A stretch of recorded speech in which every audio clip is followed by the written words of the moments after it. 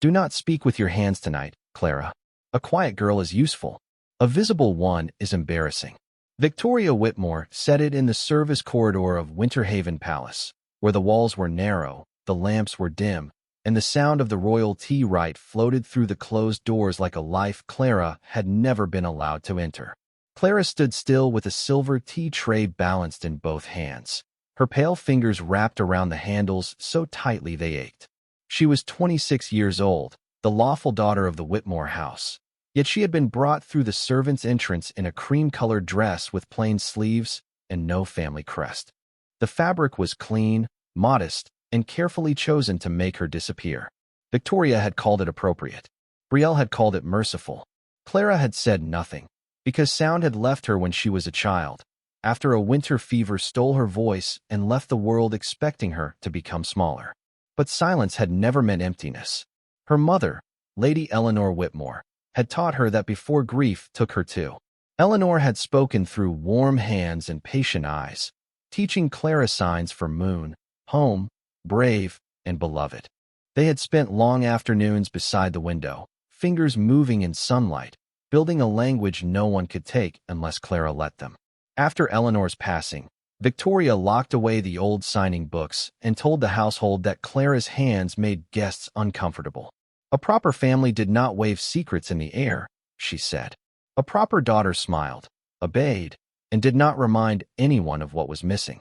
Tonight, Clara wore her mother's blue ribbon tied around her wrist, hidden beneath her sleeve. It was the only piece of Eleanor she had been allowed to keep. Victoria stepped closer, her perfume sharp as frozen roses. You will pour tea, lower your eyes, and leave when dismissed. If anyone asks, you are a mute helper from the outer kitchens. You are not a Whitmore. You are not family. And you will not embarrass Brielle in front of the Alpha King. Behind her, Brielle adjusted the pearls at her throat and smiled at her reflection in a polished serving lid. She was dressed in ice blue satin, every inch the graceful candidate Victoria wanted the court to see. Do not worry, mother, Brielle said lightly.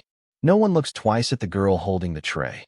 Clara felt the words settle somewhere deep and familiar. She lowered her gaze, not because she agreed, but because she had learned that some battles had to wait for the right room, the right breath, the right witness. The doors opened. Warm candlelight spilled across the corridor. The tea hall of Winterhaven Palace stretched beyond them, filled with nobles, silver cups, white roses, dark velvet, and the quiet hunger of families hoping their daughters might be chosen as Luna. Clara followed 3 steps behind Victoria and Brielle, the tray steady in her hands, her name locked behind her teeth and her voice alive only in her fingers. Across the grand hall, beneath the silver wolf banners of the north, an empty chair waited for King Adrian Blackwood. And as Clara stepped into the light, the blue ribbon around her wrist tightened in the softest breeze, as if her mother's hands were still there, telling her to endure one more moment. The tea hall was built to make every whisper feel important. Its ceiling rose 3 stories high, painted with pale moons and silver wolves running through clouds, while tall windows looked out over the black pine forests of the north. Long tables curved around the center of the room in a crescent shape, each one set with porcelain cups, crystal sugar bowls, white roses, and silver spoons so polished they reflected the candlelight like tiny stars. Clara moved along the outer edge with the other servers, but unlike them, she carried not only a tray. She carried the careful weight of being hidden in plain sight. Victoria glided ahead of her, introducing Brielle to each noble family with a proud smile that never reached her eyes. My daughter has studied northern customs since childhood, she said to one matriarch in a dark velvet gown. She understands grace. She understands restraint. Brielle lowered her lashes exactly as practiced. It would be an honor to serve the North in any way the king deemed worthy. Clara poured tea behind them, steam rising against her cheeks, and kept her expression calm. Grace. Restraint. Those were easy words when no one had taken anything from you. Across the room, a young page no older than 12 stood near the refreshment table, holding a stack of folded napkins almost too large for his arms. His hands trembled. One napkin slipped, then another, and a cup beside him tipped dangerously close to the table's edge. Clara set down her tray and moved before anyone else noticed. She caught the cup, steadied the napkins, and gave the boy a small, reassuring smile. His eyes filled with panic. "I am sorry," he whispered. Clara shook her head gently, then signed with careful, simple motions. "Breathe. Slow. You are all right." The boy stared, confused for half a second, then understood from her face more than her hands. He breathed in. His shoulders lowered. Clara helped him arrange the napkins again and touched 2 fingers lightly to her own wrist, the way her mother had once signed courage when Clara was small. The boy smiled faintly. It was such a little thing, so quiet it should have disappeared. But Brielle saw it. Her smile sharpened. "How sweet," she said, just loud enough for the nearby guests. "Our silent helper has made a friend." A few nobles turned. Clara froze with one hand still near the boy's shoulder. Victoria's gaze cut across the room, cold and warning. "Clara," she said, using the name only because anger had loosened her caution. Then she corrected herself with a polished laugh. "Girl, the honored guests are waiting." Heat rose under Clara's pale skin. She lowered her hands at once. The boy stepped back, guilty for needing kindness. Clara wished she could tell him it was not his fault. She wished she could tell herself the same. Before she could pick up the tray again, the great doors at the far end of the hall opened. The air changed instantly. Conversations thinned, then vanished. Chairs creaked as nobles straightened. Even the steam rising from the tea seemed to slow. King Adrian Blackwood entered beneath the silver wolf banners, dressed in black and silver, tall enough that the guards beside him seemed diminished. He did not rush. He did not smile. His silver-gray eyes moved across the hall with the quiet precision of a man who had learned to hear lies before they were spoken.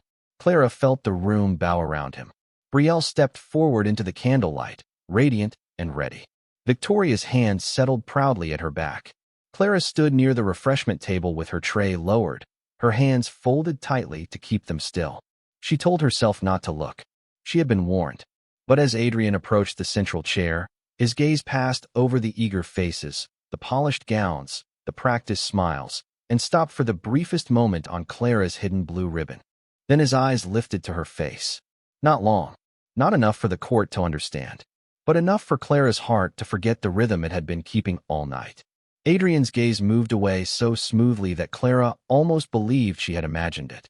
The great hall resumed breathing around him. Nobles lowered themselves into formal bows. Silver spoons stopped chiming against porcelain, and every hopeful family in the room seemed to lean toward the central chair as if warmth itself had entered with the king. But Adrian Blackwood did not bring warmth. He brought winter discipline, quiet judgment, and the kind of stillness that made false smiles feel too loud. Clara picked up her tray again, willing her hands not to betray her. The blue ribbon beneath her sleeve brushed her wrist with every step. She returned to Victoria's side just as the royal steward announced the beginning of the first serving. Tradition required each invited house to present tea to the Alpha King through its chosen daughter. It was a soft ritual on the surface, all grace and porcelain, but everyone knew what it meant. The way a woman poured, carried, spoke, bowed, and listened would be watched by the council. Brielle had practiced for weeks. Clara had watched from the hallway. Now Victoria guided Brielle forward with a mother's proud hand at her back. "House Whitmore is honored by your presence, Your Majesty," Victoria said.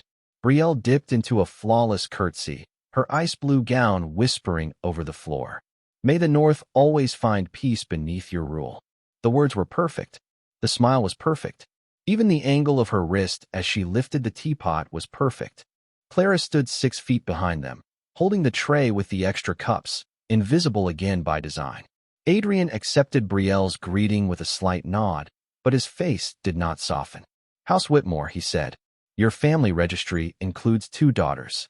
The question was mild. The effect was not. Victoria's fingers tightened on Brielle's shoulder. Brielle's teapot paused above the cup for the smallest second before she corrected herself. "My stepsister is unwell suited for court, Your Majesty," Brielle said gently.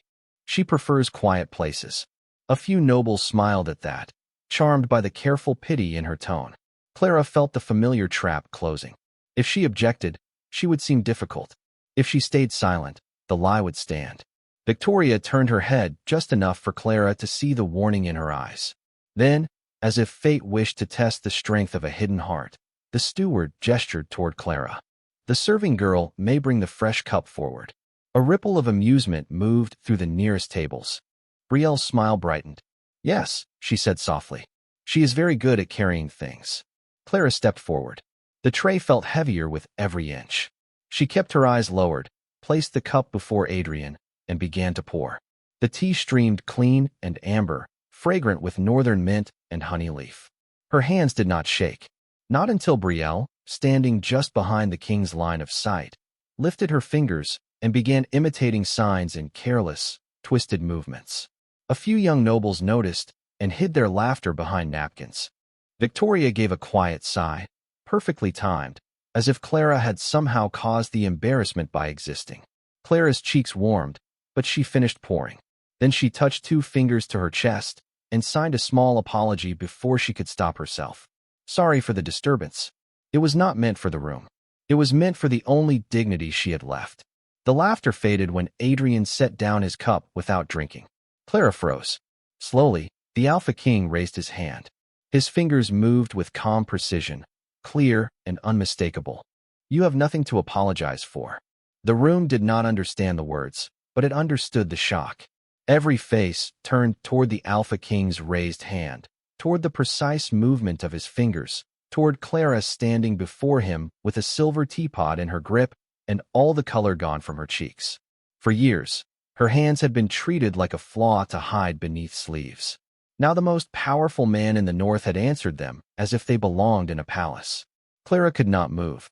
The sign still hung between them, invisible to most, undeniable to her.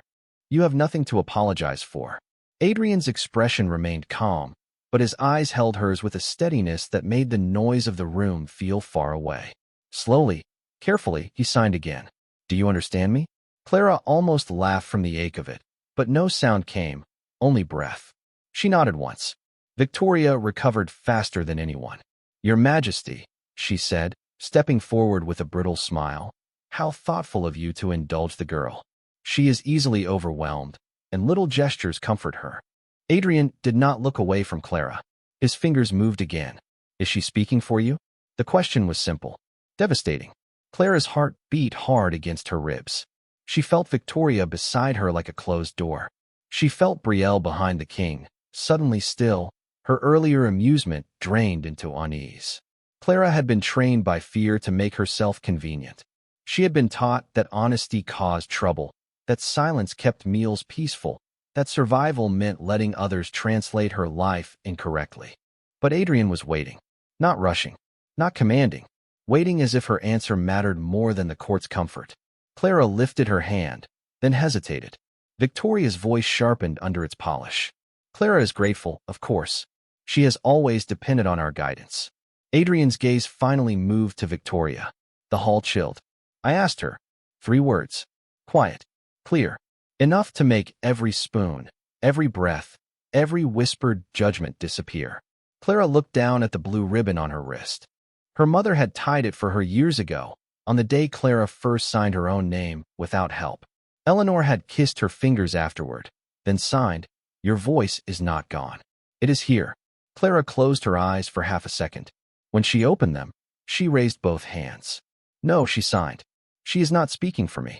The motion was small, but the hall seemed to feel its force.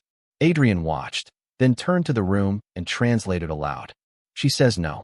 Lady Whitmore is not speaking for her. A murmur moved through the nobles. Lady Whitmore.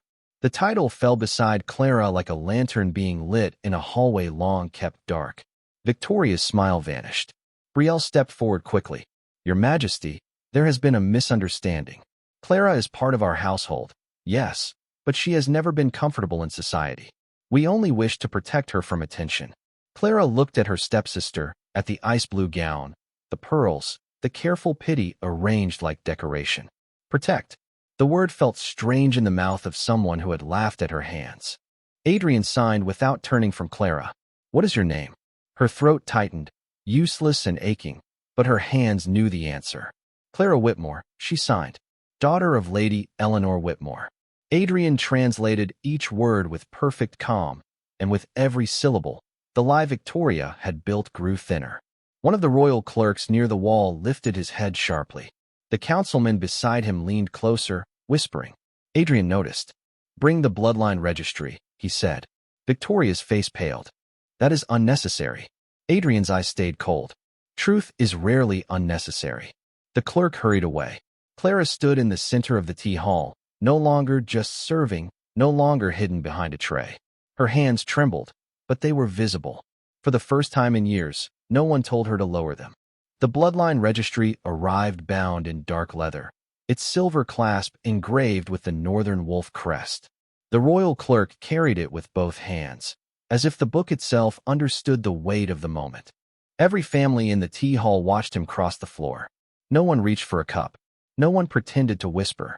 Clara stood before the Alpha King with her hands visible and her heart beating so hard she could feel it in her fingertips. Victoria's posture remained straight, but the confidence had begun to drain from her face. Brielle looked from the book to Clara, then to the nobles who had laughed only minutes before. Their amusement had become attention, and attention was a dangerous thing when it turned toward the truth. The clerk opened the registry on the table beside Adrian's untouched tea. Pages whispered beneath his careful hands. Whitmore appeared in black ink, a family seal pressed into the margin. Adrian looked down, reading silently at first. Clara tried to read his expression, but his face gave nothing away. Then he spoke. Lord Thomas Whitmore, first wife Lady Eleanor Whitmore, one lawful daughter, Clara Eleanor Whitmore. The words moved through the hall like a door unlocking. Clara closed her eyes. She had not heard her full name spoken with honor since her mother was alive. Eleanor. The sound of it nearly broke something open inside her. Victoria stepped forward. The registry is old, Your Majesty. Clara has never been presented because her condition made public life impossible. We did what any responsible family would do. Adrian turned the page, then another. There is no record of her withdrawal from noble standing. No record of legal guardianship transfer. No record naming her a servant. His gaze lifted. Only silence. The word struck deeper because it was true. Victoria had not needed to erase Clara with ink. She had erased her with closed doors, corrected introductions, locked books, and soft lies spoken before Clara could answer. Adrian signed to Clara, slow enough for every watching eye to follow even if they did not understand. Do you want them to know? Clara looked at the room. At the silver cups. At the roses. At Brielle's ice blue gown and Victoria's perfect mask. Her first instinct was fear. Not of punishment. Not exactly. Fear of being heard after so long adapting to being ignored. She looked down at the blue ribbon around her wrist, then lifted her hands. Yes. Adrian gave one small nod. She will speak, he said, and I will translate. A faint disturbance moved through the nobles, surprise dressed as manners. Clara began with her mother. She signed how Eleanor had taught her language after the fever, how they spoke through fingers by the window, how every sign had been an act of love. Adrian translated each motion in a voice that carried without taking over. Clara signed how Victoria had locked away the books after Eleanor passed. How guests were told Clara was delicate, difficult, unsuitable. How Brielle was presented as the only Whitmore daughter, while Clara poured tea in rooms where her own name belonged. Her hands trembled once. Adrian waited. He did not complete the thought for her. He did not soften it for the court. Clara steadied herself and signed the final truth. Tonight, they told me not to use my hands because they were afraid someone might understand me. Adrian's translation left the hall utterly still. The young page Clara had helped earlier stood near the wall, eyes wide and shining with the kind of loyalty kindness can earn in a single moment. One of the older noblewomen lowered her gaze, ashamed. Brielle's eyes filled with tears, but they were not the gentle kind. They were the tears of someone watching a crown move farther away. Victoria's voice came thin. She exaggerates. She is emotional. Clara lifted her hands again before Adrian could answer. No, this time I am clear. Adrian translated, and something almost like pride softened his severe eyes. Then he raised his own hand and signed back to her in front of them all. I know. And for Clara, those two words felt louder than any applause. The two words stayed between them, not as sound, but as shelter. I know. Clara had spent years hearing people describe her in rooms where she stood close enough to see their lips move. Fragile, difficult, poor thing, burden. They had spoken as if silence had made her absent, as if her lack of voice had made her heart less awake. But Adrian Blackwood looked at her hands and understood them as language, not damage. That changed the room more than any royal order could have. The tea hall no longer knew where to place its eyes. Some nobles stared at Clara with new respect. Others studied their cups, uncomfortable with how easily they had believed the prettier lie. Victoria stood rigid beside Brielle, her face pale beneath its careful powder. "Your Majesty," she said, trying once more to smooth the truth into something harmless. "No family is perfect. Whatever mistakes were made, they came from concern. Clara has always needed special care." Clara's hands lifted before fear could stop them. "I needed patience. I needed my mother's books. I needed my name." Adrian translated each sentence exactly, and the simplicity of it made several guests lower their heads. Victoria's mouth tightened. "You see? She is upset." Adrian's eyes cooled. "She is precise." The correction was quiet, but it reached every corner of the hall. Then, for the first time since entering, Adrian rose from his chair. He did not move quickly, yet the entire room seemed to shift back to give him space. The black and silver of his formal coat caught the candlelight, sharp as winter against the soft colors of the tea right. He turned not to Victoria, not to Brielle, not even to the council, but to Clara. His hands moved again, deliberate and respectful. "May I ask you something before the court?" Clara swallowed against a throat that could not answer aloud. She nodded. Adrian signed. "If no one were forcing you to be hidden, where would you stand?" The question opened inside her like a window. Clara looked at the servants' path along the wall, the place where she had been trained to wait. She looked at the crescent table where noble daughters sat in pale gowns, hoping to be chosen. She looked at the central space before the king, terrifying in its openness. Her hands trembled, then steadied. Not behind someone else. Adrian translated, and a murmur moved through the hall. Clara continued, "Not in front to be admired. Beside, if I am trusted." Adrian's face changed so subtly that anyone else might have missed it. Clara did not. The stern line of his expression softened into something close to wonder. "Beside," he repeated aloud. Then he signed the word back to her, as if placing it carefully between them. "Beside." The blue ribbon around Clara's wrist warmed. At first she thought it was only her pulse. Then a pale silver light threaded through the fabric, delicate as moonlight through water. The young page gasped softly. Clara looked down, startled, as the ribbon loosened from her sleeve and settled openly around her wrist. Lines of light unfolded from it, forming a crescent shape that hovered against her skin. The councilman nearest Adrian stepped forward, face suddenly serious. "Your Majesty," he whispered, "that is the listening mark." The words stirred the older nobles into uneasy recognition. Adrian's gaze stayed on Clara, steady but no longer unreadable. "The mark of a Luna who hears what others ignore," he said. Clara stared at the light on her wrist, afraid to believe that something in her silence had not been empty after all, but waiting. The listening mark glowed brighter with every breath Clara took, a soft crescent of silver light resting over the blue ribbon her mother had left behind. No one in the tea hall laughed now.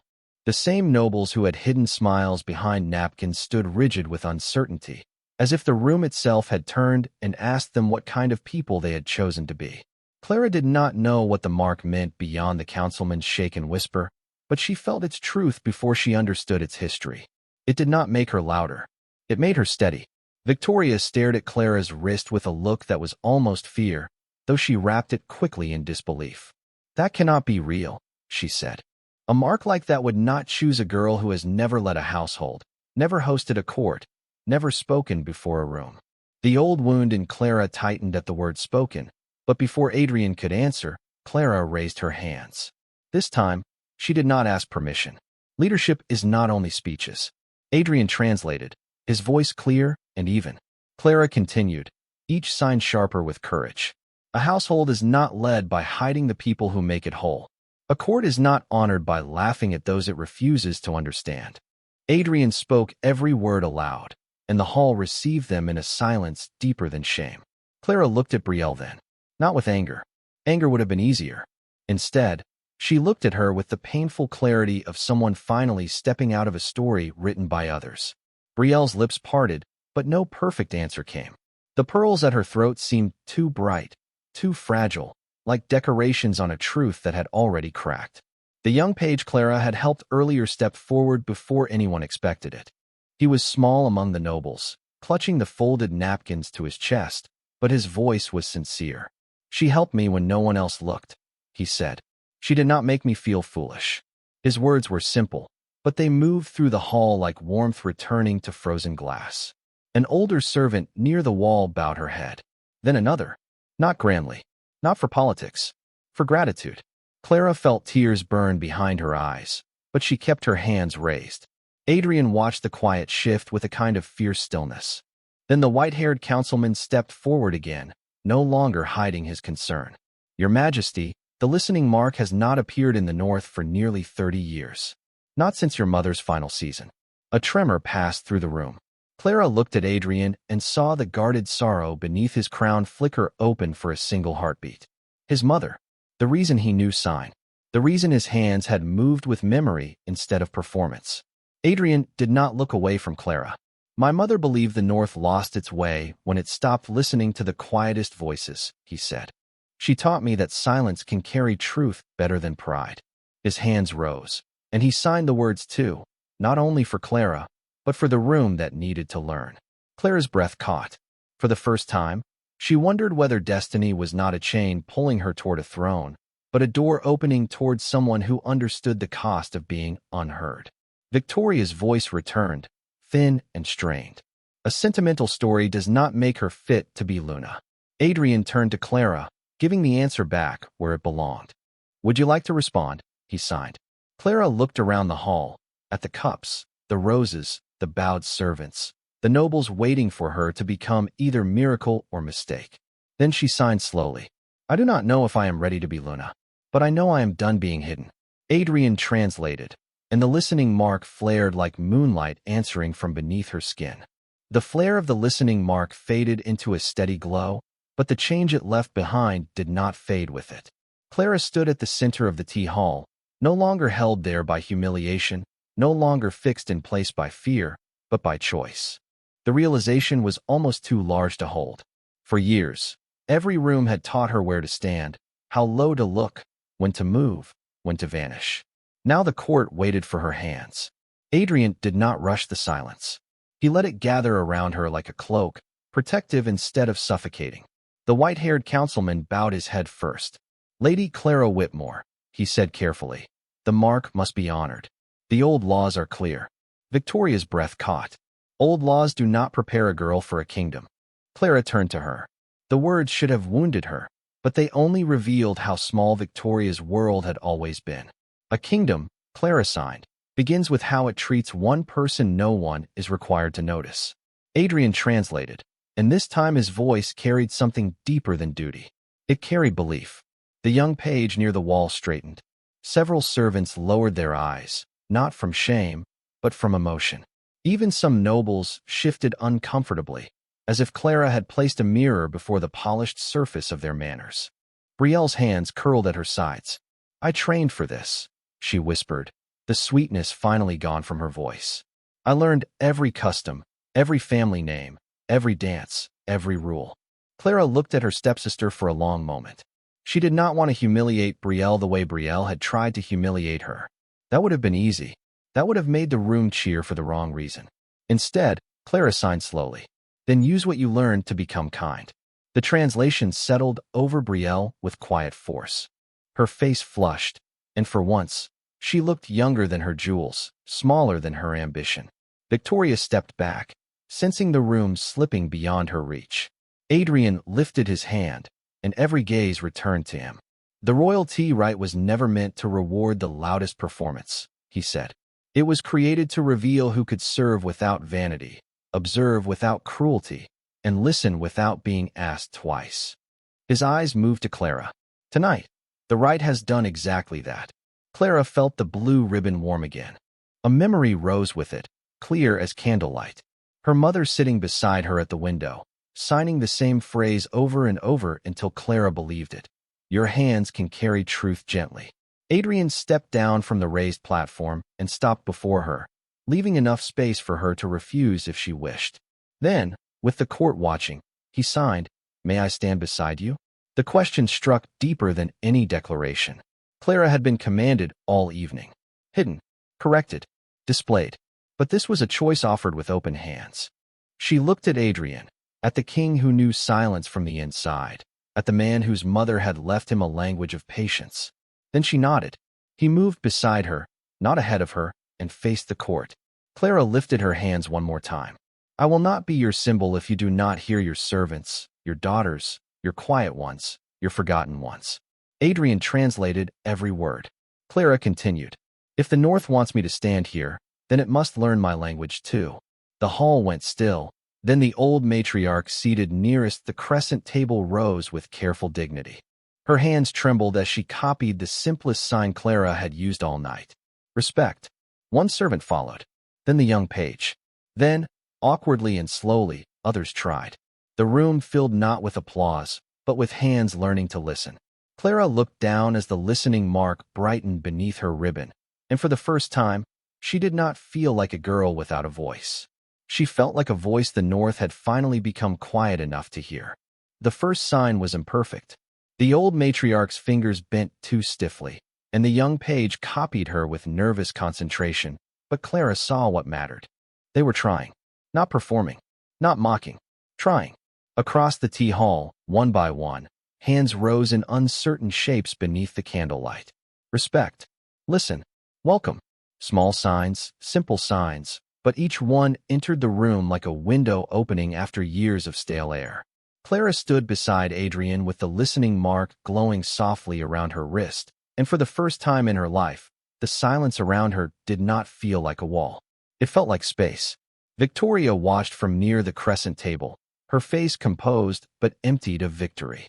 Brielle stood beside her, pearls bright at her throat, eyes lowered to her own hands as if she no longer knew what they were for.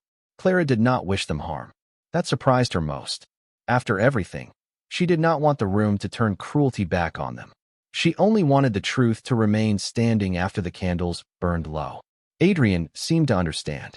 He addressed the court, but his hands moved with his words so Clara would receive them at the same time as everyone else. House Whitmore will restore Lady Clara's name, property, and maternal records before dawn.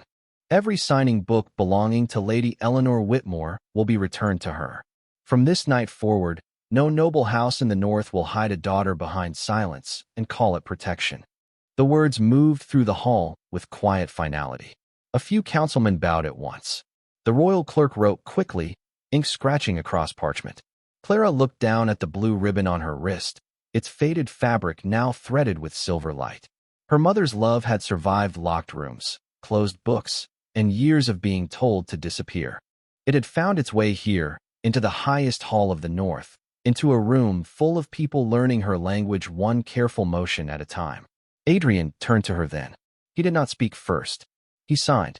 The North has found its Luna if you choose to stand beside it. Clara's breath caught. If you choose. The words were not a crown forced onto her head. They were an open door. She thought of the servant corridor, the heavy tea tray, Victoria's warning, Brielle's laughter, the young page's frightened eyes. She thought of her mother signing brave in the sunlight. Then Clara raised her hands. I will stand, she signed, but not as decoration. Not as proof that the court is kind because it welcomed me once. I will stand for every quiet person you forgot to hear. Adrian translated, and this time his voice carried not only authority, but reverence. The listening mark flared once, bright as a silver moon, then settled into her skin like it had always belonged there. The old matriarch lowered herself into a full bow. The servants followed first, then the nobles, then the council. Finally, even Brielle bowed, slower than the rest, while Victoria remained standing for one strained heartbeat before bending too. Clara accepted none of it as payment for her pain. She accepted it as the beginning of change. Dawn touched the tall windows, turning the snow beyond the palace blue and gold. Adrian offered his arm, waiting as he always had since he first answered her. Clara looked at the room one last time, then placed her hand lightly on his sleeve. She had entered Winter Haven as a girl ordered not to speak with her hands. She left the tea hall as the woman who taught the North to listen.